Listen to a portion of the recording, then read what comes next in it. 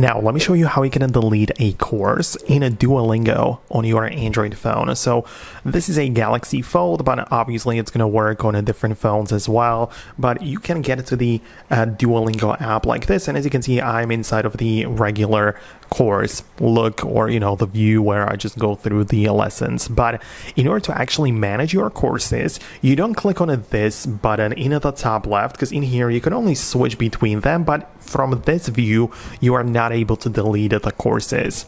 Instead, click on the three dots in the bottom right corner like that, proceed to your profile like this, and then click on the gear icon in the top right corner.